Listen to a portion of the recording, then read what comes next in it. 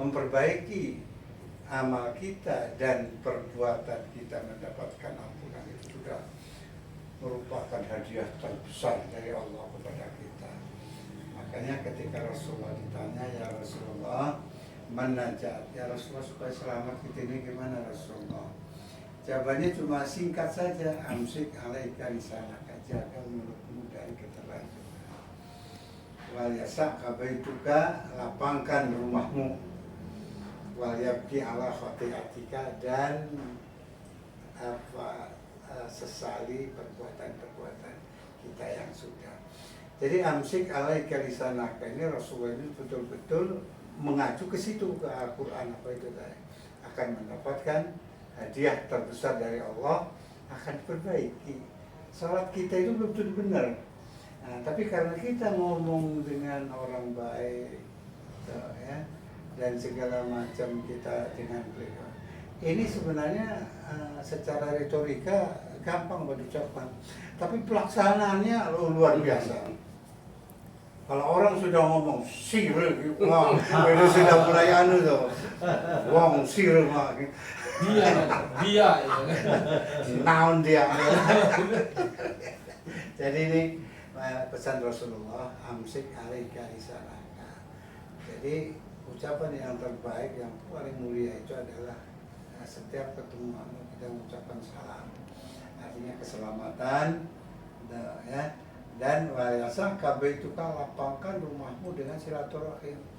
Jadi kita kumpul begini ini jangan dianggap remeh ini. Artinya ini merupakan silaturahim yang tidak disengaja, bahwa ini adalah merupakan kebaikan yang diberikan hadiah oleh Allah Subhanahu wa taala. Kami sambil makan ini. Apalagi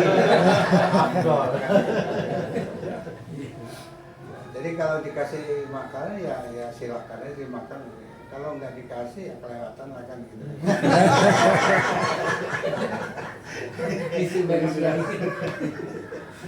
Jadi itu barangkali Pak, wajib biarlah khatiatika, dan kita harus apa yang disampaikan oleh beliau adalah merupakan hal-hal yang paling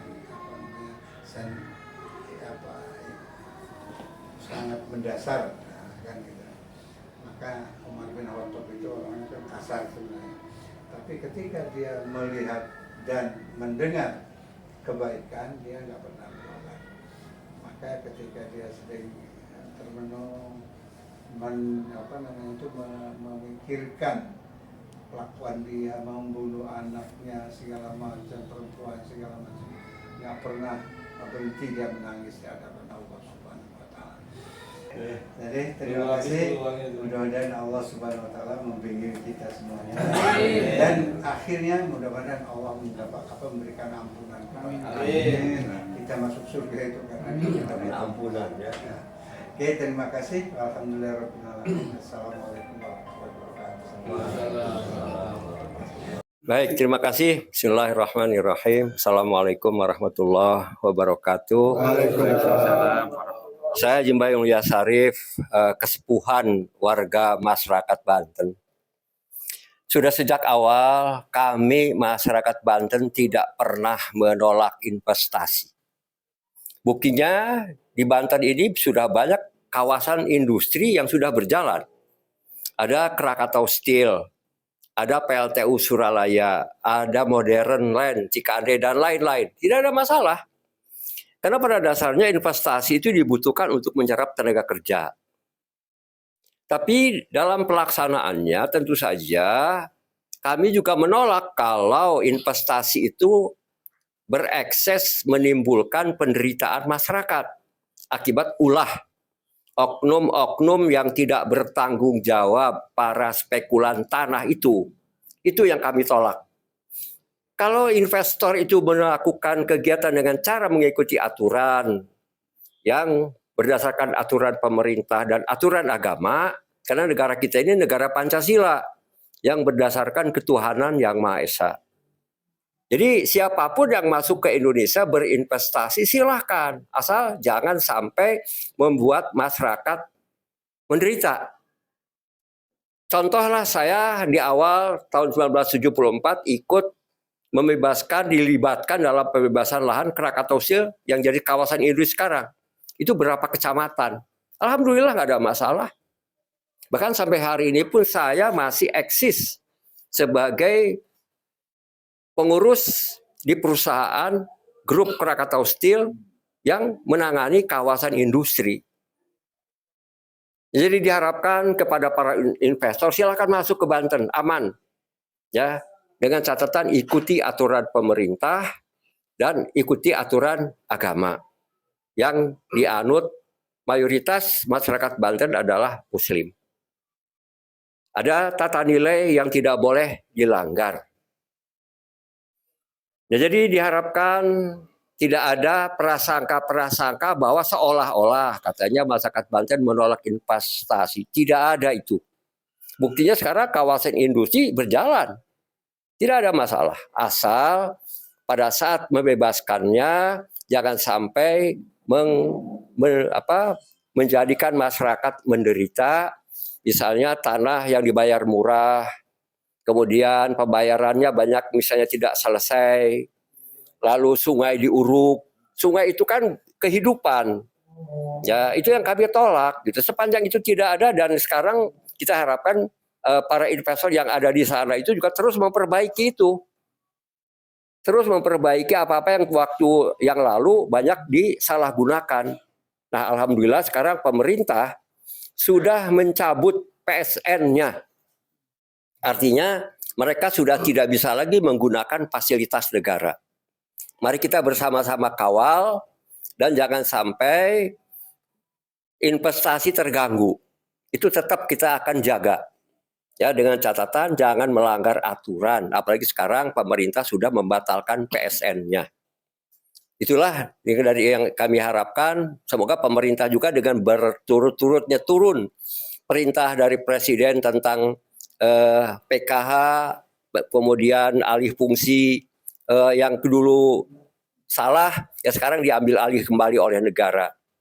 Saya kira itu demikian. Terima kasih. Assalamualaikum warahmatullahi wabarakatuh. Assalamualaikum warahmatullahi wabarakatuh. Saya mengapresiasi apa yang disampaikan oleh Pak Kiai Haji Mbai, tokoh Kasepuhan Banten, bahwa memang pada dasarnya masyarakat Banten tidak menolak investasi. Cuman memang ada beberapa persoalan yang harus diselesaikan terkait dengan PIK 2 di wilayah Tangerang Utara ini. Kita mengapresiasi kebijakan Presiden Prabowo Subianto mengenai 3 aspek. Yang pertama adalah dibentuknya Satgas Penertiban Kawasan Hutan atau Satgas PKH. Itu dasarnya adalah Perpres nomor 5 tahun 2025, di mana Satgas itu dikomandoi maksud saya oleh Menhan dan diketuai oleh Kejaksaan Agung. Dan itu langkah yang bagus yang dilakukan oleh Presiden Prabowo Subianto dan sudah dilakukan di Monowali. Berapa puluh hektar kawasan hutan yang telah diambil alih oleh negara. Nah, itu kita berharap di Tangerang Utara itu bisa dilakukan. Karena ada kawasan-kawasan hutan yang diduga kuat itu telah beralih fungsi yang dilakukan oleh pihak pengembang swasta di Tangerang Utara.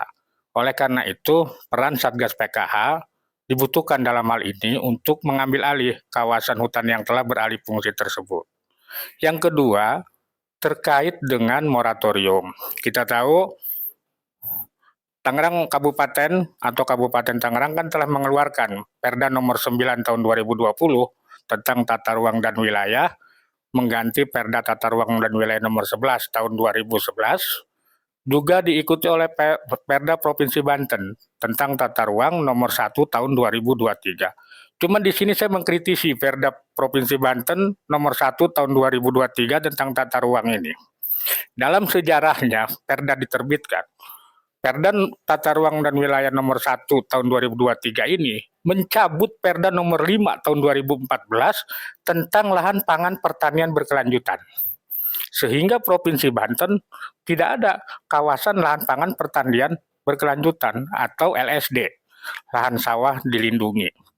Nah, beruntung kembali Presiden Prabowo mengeluarkan kebijakan melalui Kementerian ATR, yaitu moratorium alih fungsi lahan yang ditandatangani oleh Gubernur dan juga oleh Bupati Tangerang.